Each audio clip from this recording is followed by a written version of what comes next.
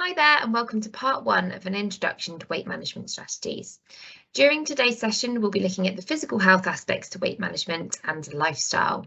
These are important areas to focus on if we want to make changes to our weight.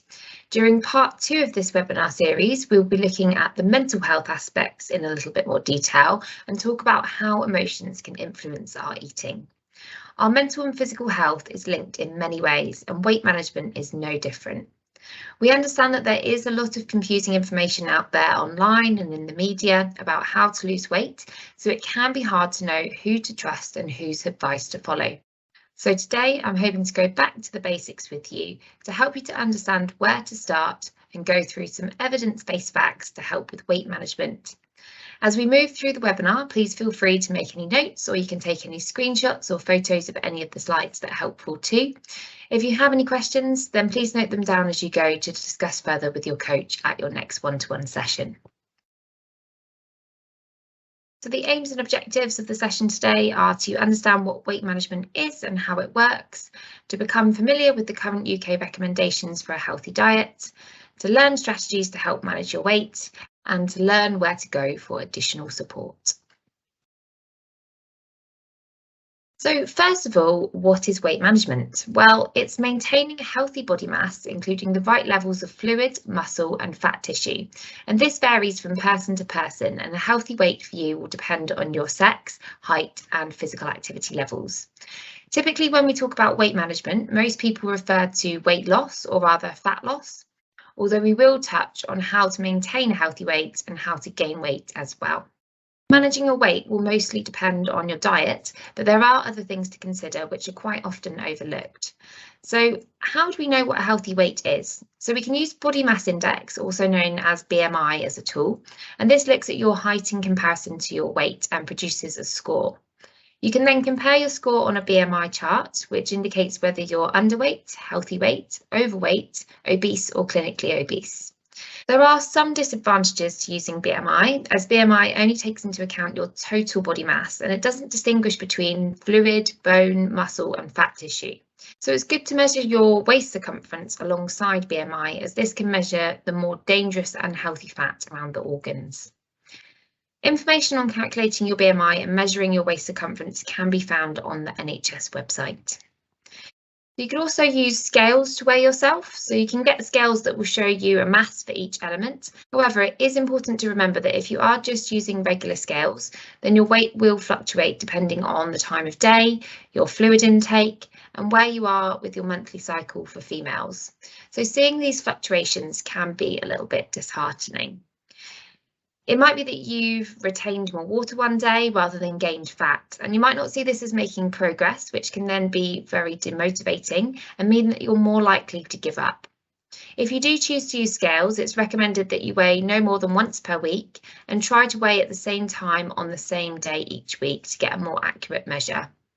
Weighing in the morning before consuming any food or drink will also be a more accurate measure. So most people are aware that being a healthy weight is important for their health, but there are many reasons why people struggle with this. So you might be wondering how you can turn this knowledge into actions to help with your weight now and in the future. Some of the benefits of maintaining healthy weights are on your screen now. So it's good for your mental health, as it can improve your mood and boost self-esteem. It reduces aches and pains. It improves life expectancy and your overall quality of life, so you're thriving and not just surviving.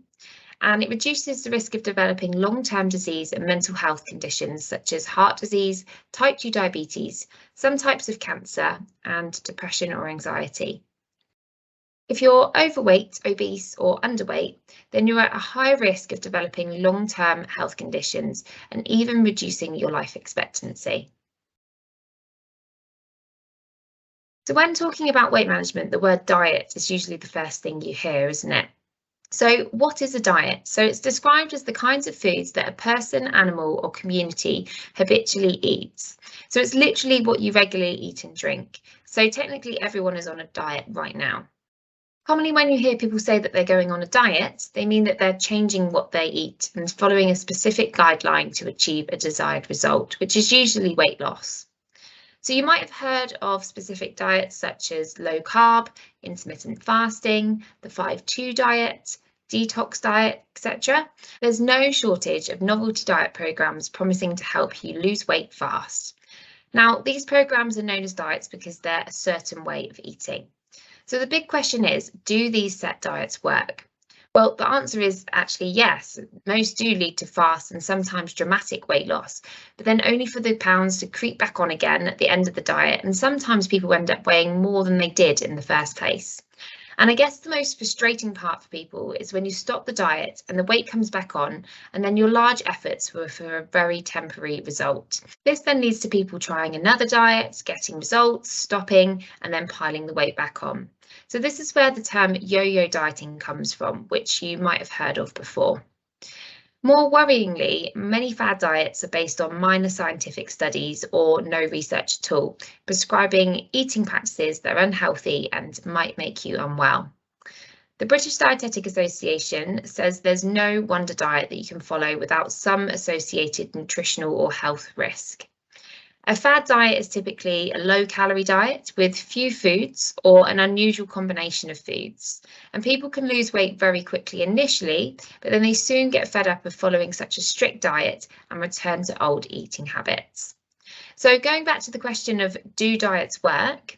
If you are wanting to make long-term changes to your weight and maintain a healthy weight, then set diets don't work. And statistics actually show that about 90 to 95% of these diets fail to work in the long term. All diets are based on the principle of energy balance, or calories in versus calories out.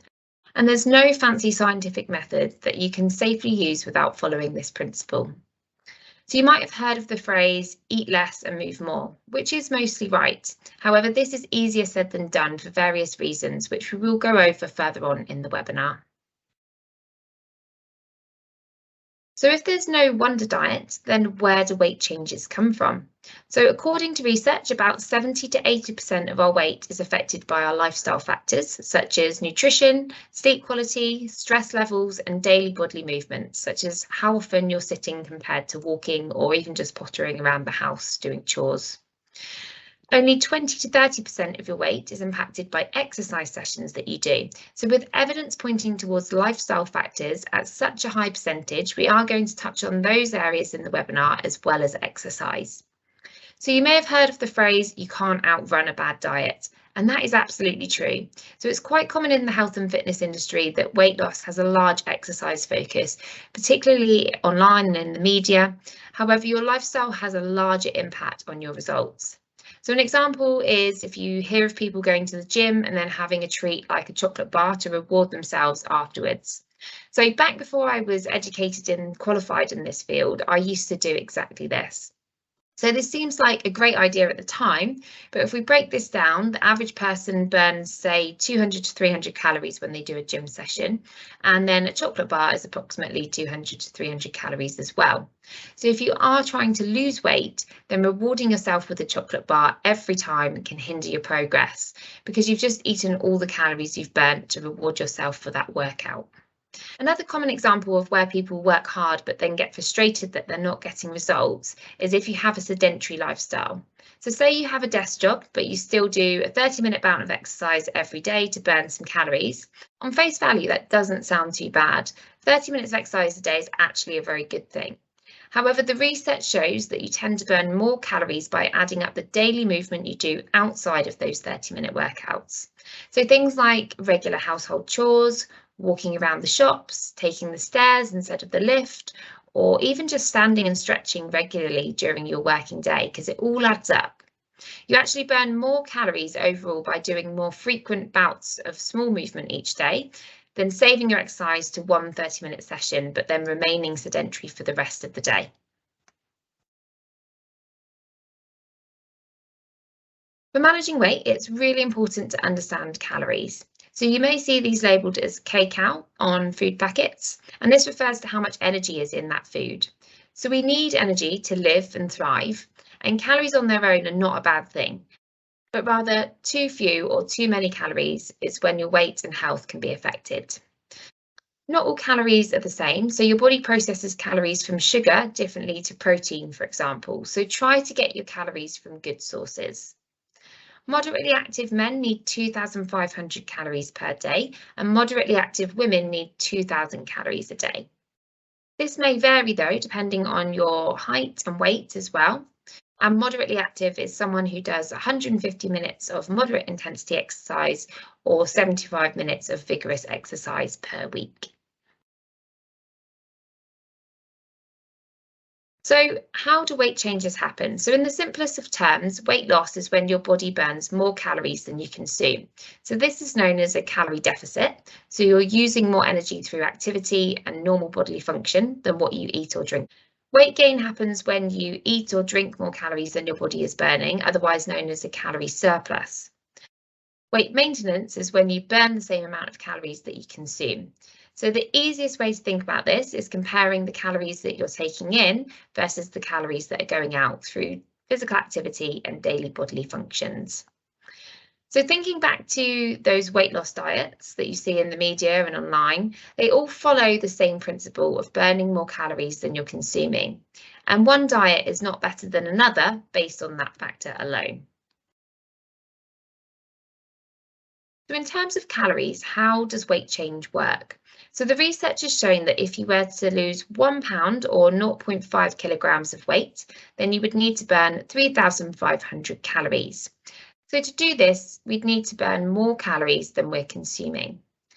So for example, if you consume 1,500 calories a day, but your body is burning 2,000 calories a day, then that means you're in a 500 calorie deficit, or rather your body needs to find 500 calories worth of energy elsewhere, which is usually taken from your fat or muscle energy storage, which is why it's really important to do some weights-based exercise each week to replenish that. If you were to have a 500 calorie deficit every day for 7 days, then by the end of the week, you will have burnt that 3,500 calories, which is approximately 1 pound of weight loss. So in theory, you could eat sugary treats or fast food and still lose weight, providing that you're burning more calories than you're consuming. The problem with this, though, is that if you eat higher calorie, energy dense foods, then to be able to be in a deficit, you would have to eat less frequently in the day. But it's likely that you will feel hungry, tired, and experience low mood for the rest of the day if you skip meals. Also, your body won't be getting the nutrients that it needs, so you may start to crave more food and you may no longer be in a calorie deficit. This then leads to weight maintenance or weight gain. Therefore, it's really important to fill our bodies up with calories from foods that are nutrient dense to keep you feeling fuller for longer and help prevent consuming too many calories. So if you're trying to gain weight, then the same applies. So to gain 1 pound or 0.5 kilograms of weight, you'd need to have an extra 3,500 calories each week. It's important for weight gain, though, to have a combination of nutrient-dense and healthy energy-dense foods to achieve this. So focus on having plenty of whole grain carbohydrates, protein, healthy fats, as well as plenty of fruit and vegetables to help with this. Now, an important thing to note here is that your overall calories count each week. So if you've been working hard all week to be in that 500 calorie deficit each day, but then at the weekend you have a large 2,000 calorie takeaway, then you'll likely not lose that 1 pound of fat, because after that you'll be left with a deficit of 1,500 calories from your week instead of 3,500 calories. You may not necessarily gain weight either. It depends on what your overall total is. And unfortunately, we can't just overeat and hope that the calories won't affect us, but it is very easy to push this out of our minds. So that's not to say that you can't have any treats either, and if anything, it's good to treat yourself in moderation. To reduce the chances of weight gain, try to plan ahead. So for example, if you know you've got a social event coming up that involves consuming more calories, then you could try to account for this by reducing some of your calories on the other days of the week to avoid disrupting your progress. So the key is to remain consistent if you are in a calorie deficit. Likewise, to gain weight, you'd need to be consistent with being in a calorie surplus. So if you had a day where you ate less, then try to have a day where you do consume more. Or if you're more active, then try having slightly bigger portions to ensure that you are taking on plenty of calories.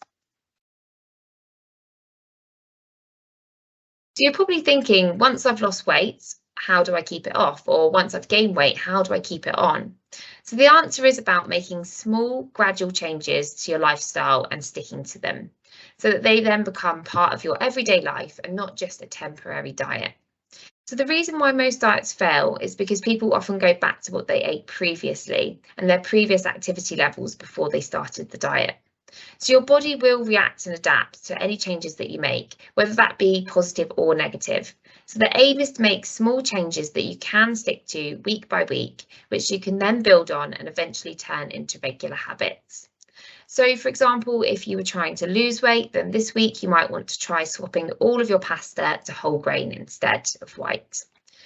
And this will then likely leave you feeling fuller for longer and hopefully prevent you from overeating. Next week, you could swap one unhealthy snack you usually have for a healthier snack, like a piece of fruit, for example. The week after, you might want to try doing an extra 10-minute walk each day, and so on and so forth. If you were trying to gain weight, then this week you could try to increase your protein portion at each meal. Next week, you could have an extra source of healthy fat in your diet.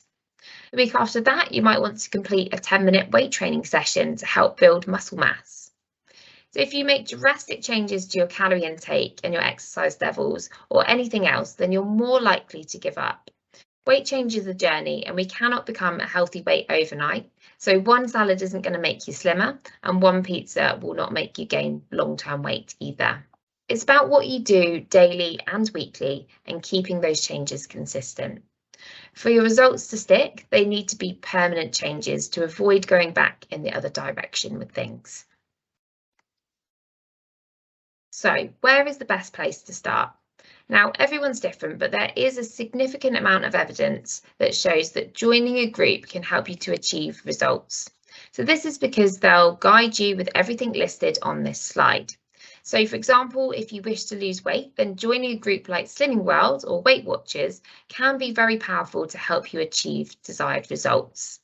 This also applies to weight gain as well. So if you wish to build muscle and gain weight, then there's also groups for this within the fitness industry.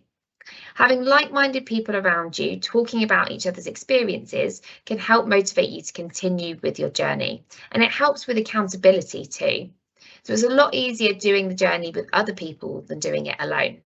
However, you might feel that this isn't the right choice for you and you may wish to start by yourself.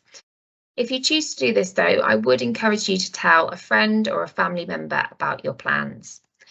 You need a starting point, so you could take some body measurements or photos, and it's a good idea to keep track of what you consume initially. So for example, maybe keeping a food diary for a few days to see where you might be able to make some alterations or healthier swaps. Set yourself some short and long-term goals. So an example of a weekly goal might be drinking 1 extra glass of water a day. And a longer term goal might be losing or gaining 8 pounds in the next 2 months. Then plan how you're going to do this, so write it down. So for example, researching new recipes to try, planning ahead your meals, scheduling in physical activity sessions as if you would a doctor's or dentist appointment. And most importantly, plan how often you're going to check in with your progress by reviewing your goals and measurements. So once you've made the initial plans to embark on your weight change journey, the next most important step is to look closely at your diet and make appropriate changes to your energy balance. So if you wish to lose weight sustainably, then it's important to find out what your body needs each day and aim to eat 10 to 20% less calories each day, or 10 to 20% more if you want to gain weight. As I mentioned previously, to maintain weight, most moderately active women need 2,000 calories a day, and moderately active men need 2,500 calories a day. However, if you're less active or slightly taller or shorter, then this figure may change slightly. Knowing how much energy you need each day might sound like a difficult thing to judge, but this is where groups like Slimming World have done that planning for you, and their dietary guidelines are easier to follow than starting a whole plan on your own. The key here is to make sure that you don't reduce or increase your overall calorie intake by too much. So, for example, if you're only eating 1,200 calories a day, you will likely lose weight quickly, but it's unlikely that you'll be able to keep this up because you'll feel very tired and your motivation will probably drop. Whereas reducing your intake by just 10 to 20% means that you're more likely to keep up with your progress for a longer period of time, which will then give you better results, but it will just be at a slower pace. But this actually helps you to then keep the weight off. The thing is, humans like fast results. So the quicker weight loss might seem like the more appealing option, but then you'll likely gain weight once you stop eating such a low calorie diet, and then you'll be back to where you started. For weight loss, a good place to start with your diet is reducing foods high in saturated fat and sugar, as these contain a higher number of calories and they don't leave you feeling full for very long. The next point on the list is to change your portion sizes. So reduce if you're looking to lose weight and increase if you're looking to gain weight, but don't cut out whole food groups completely, because we do need fat, carbs and protein. If you cut out foods completely, then your body might not be able to get the nutrients it needs, so you will crave more food, and then you'll be more likely to give up. And finally, focus on eating foods that are rich in nutrients, eating lots of vitamins, minerals, and the right carbohydrates, proteins, and fats. When you get the nutrients you need, your body will crave less of the sugary and fatty foods that are higher in calories, and they'll also keep you feeling fuller for longer, so you'll be less likely to snack and end up eating more calories in your day. Getting in the right foods also improves your energy levels, so you're more likely to then want to exercise and burn more calories. So here we have the Eat Well guide, which shows what our diet should look like overall, and the proportions of each food group in order to achieve a healthy, balanced diet. It's the NHS recommended guide for UK adults, and you don't need to achieve this balance with every single meal, but do try to get the balance right over a day or even a week. The green section, we have fruit and vegetables. So most of us are not eating enough fruit and vegetables, and they should actually make up over a third of the food that we eat each day. So do aim to eat at least 5 portions of a variety of colours of fruit and veg each day. Choose from fresh, frozen, tinned, dried or juiced. The yellow section, we have starchy carbohydrates. Starchy foods should make up around a third of what we eat as well. So choose higher fibre whole grain varieties, so whole grain bread, brown pasta, brown rice, or simply just leaving the skins on potatoes would make it whole grain. Eating the whole grain varieties will fill you up, which will help you to prevent those unwanted hunger pangs between meals, and this should then reduce the chances of snacking on unhealthier foods. Starchy foods are our body and brain's primary energy source, so they are really, really important. The blue section is dairy and dairy alternatives. So milk, cheese, yogurts are a really good source of protein, and they also contain vitamins like calcium, which helps to keep your bones healthy. Try to go for lower fat and lower sugar products if you are trying to lose weight, and higher fat products if you're trying to gain weight.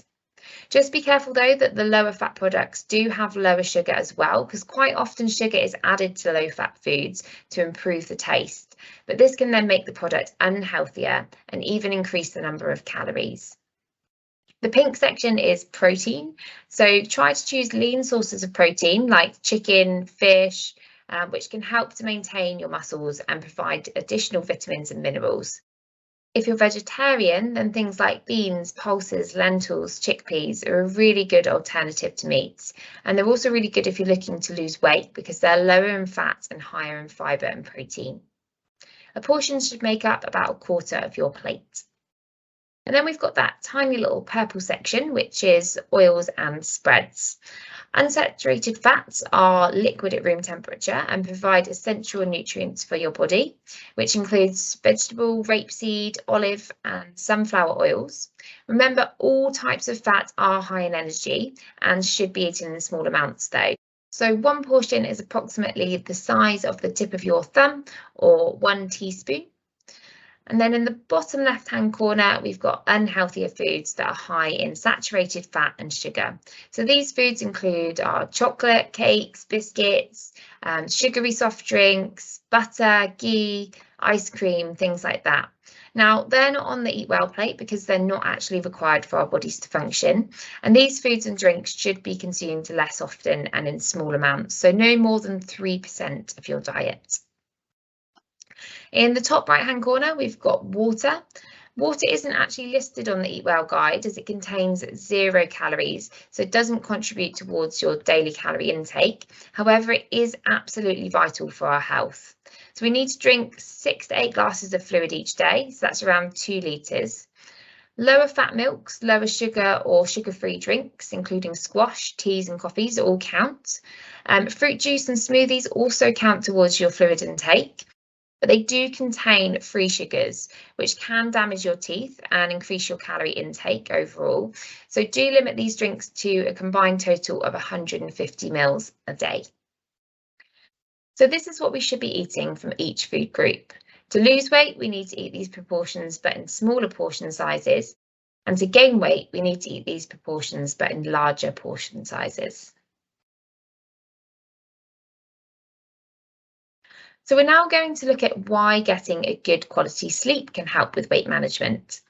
So there's direct links between people's weight and their sleep quality according to research. So poor sleep leads to reduced energy. So this means you may move around less the next day, even if you don't realise it, which then leads to less calories being burnt, and this can then really slow down your progress.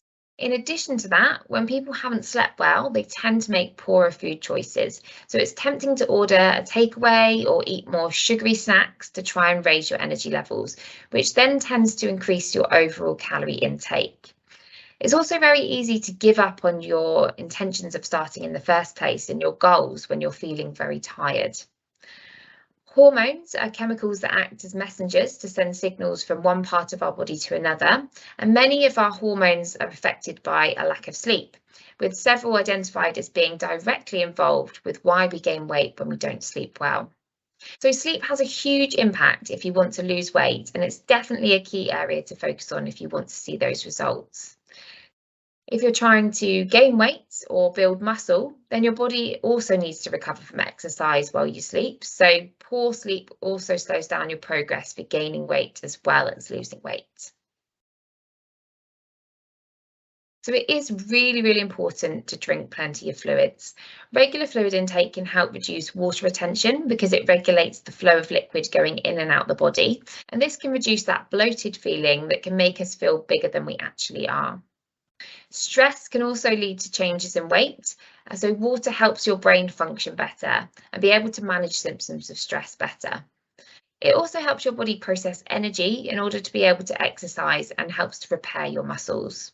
Poor fluid intake can also slow down your weight loss progress, as the liver helps to process fat better when you're hydrated versus dehydrated. So in turn, you're able to burn more fat than when you're not drinking enough. So do aim for a minimum of 6 to 8 glasses per day or 2 litres, and a little bit more if you are exercising or it's particularly hot weather. As I mentioned in the last slide, stress impacts your health in so many ways. So even the process of changing your weight over time can be stressful in itself. There's a lot of research linking stress to unhealthy weight gain or loss, as it has a huge impact on our diet and activity levels. So when we're stressed, we tend to make poorer food and drink choices, and it reduces our motivation to do physical activity, and it can impact our sleep, which can then further impact our motivation and efforts to eat well and exercise. Lowering stress will aid you in your weight loss efforts because the stress hormone cortisol can also drive weight gain. So I'm hoping now that you're starting to see everything we've spoken about in today's webinar is linked. Weight management is not just through focusing on calories and activity alone. There are other factors which impact your results and are just as important to address.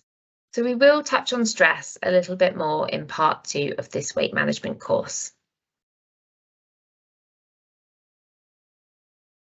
So as we know, daily physical activity can help play a part in weight management.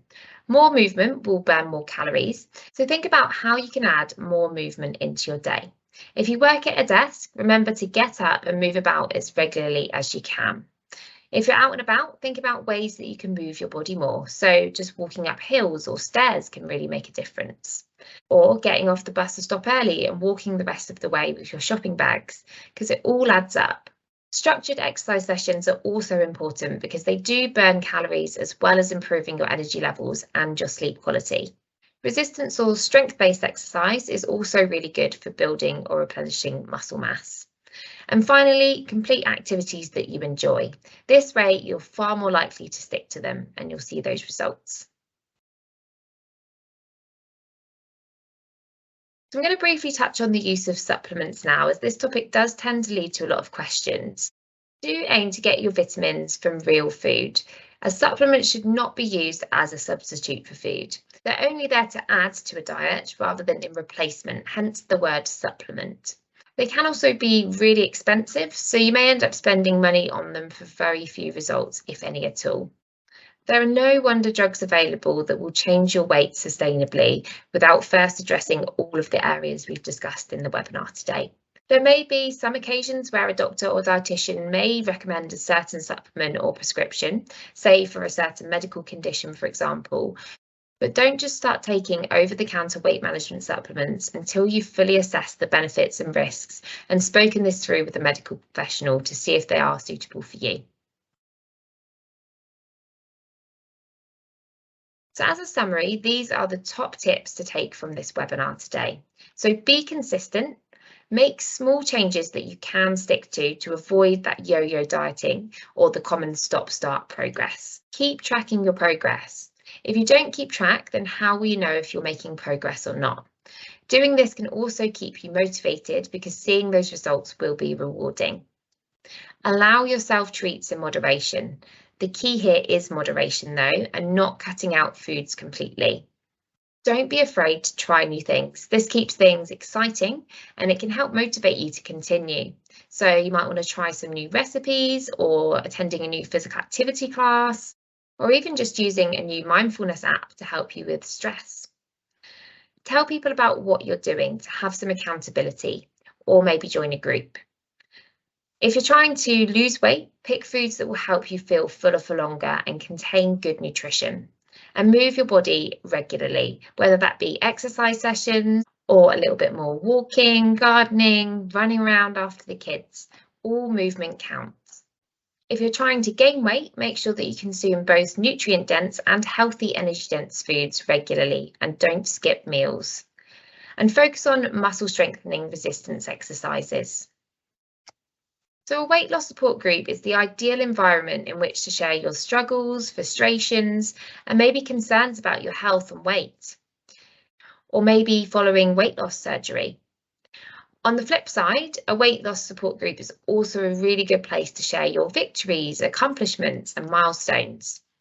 Everybody does need someone to lean on during the more challenging times in our lives. So when you're trying to lose weight, members of a weight loss support group can really help you to feel better when you're having a tough time at sticking to your diet, maintaining your fitness routine, and just generally trying to shed the pounds. There may be times throughout your weight loss journey where you become fed up, stressed out with your progress, especially if you feel as if you're working really, really hard and doing everything you possibly can to lose that weight.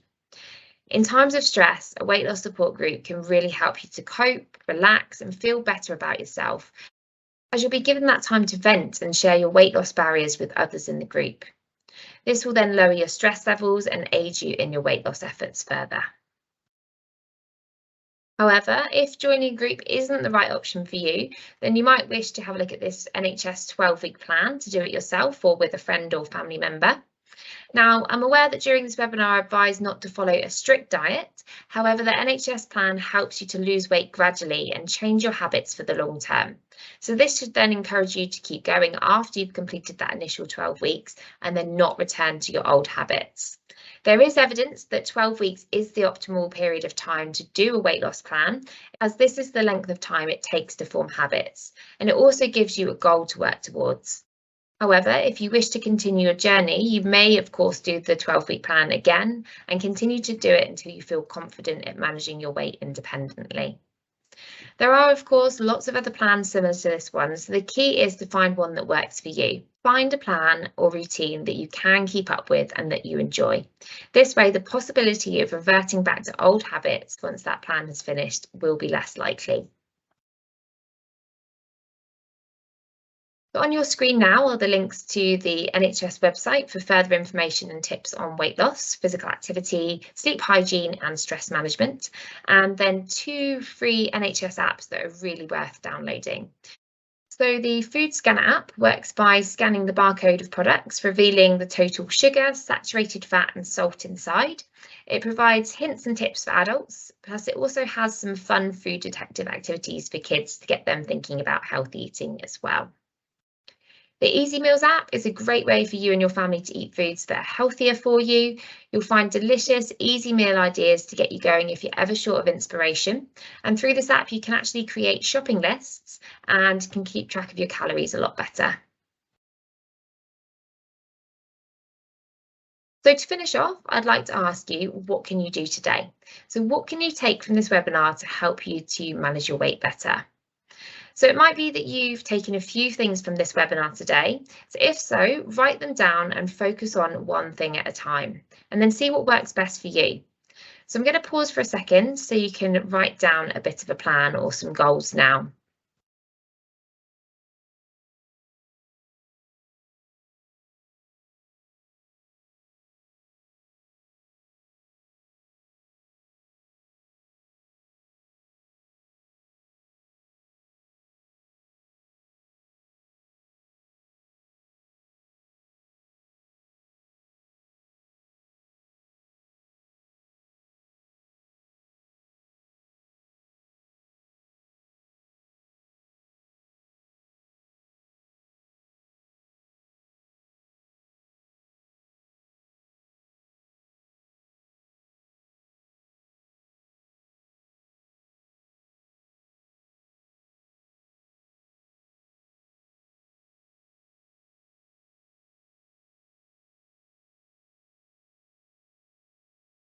Okay, so thank you for attending part one of an introduction to weight management. I do hope that you've enjoyed it and you've been able to take something from the session today to help you manage your weight better.